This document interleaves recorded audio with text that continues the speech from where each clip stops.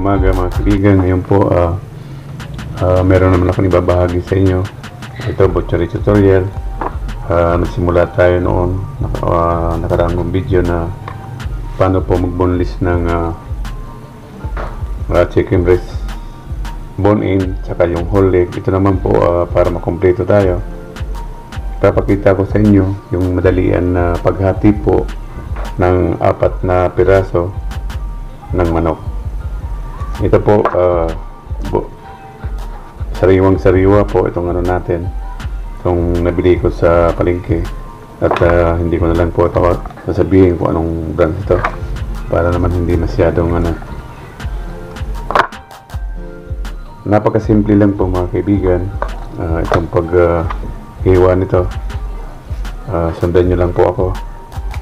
Ito po, simple tanggalin muna natin yung mga taba-taba niya, saka kung meron pa mga natitirang mga balahibo, tanggalin natin tulad nito, para kung sakaling lutuin natin malinis po yung manok natin. Ito, siyempre hindi naman nauubos lahat yung pero meron din mga magagandang quality na manok, mga ibang brand. Ito mga kaibigan, yung paghati po ng 4 na piraso sa isang buong manok, dalawang style po. Ito, pwede po dito. Ito, pwede siya diretso pababa. Mayroon naman pong ito, yung ito yung pagitan ng simula dito. Ito po, ito yung hita niya. Ito yung hita niya. Ito, diretso lang dito hanggang dito. Ito po mga kaibigan, dito nyo hiwain. Ito, yan. Pero dito pwede rin diretso, pero para sa akin ang mas madali para sa akin hiwain ito dito. Yan, didiretso mo lang, diretso pa ganyan, tapos hatakin mo. Ito po, yan, hatak lang, tapos hiwa dito. Yan.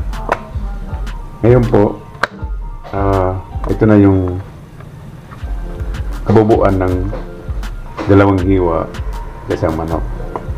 Ito para pantay siya, kung sakaling 4 lang kayo sa isang bahay,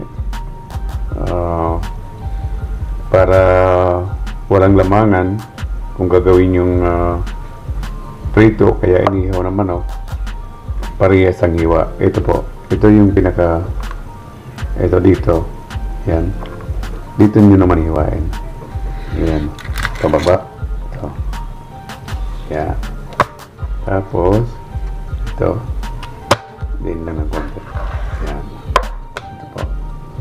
Ito na yung natin. Ito masarap itong gawing inihaw o kaya fried chicken na malaki. Tapos ito naman po, yan, ganun din po. Ito yung picture, ito yung niya, ang tawag nito, yan.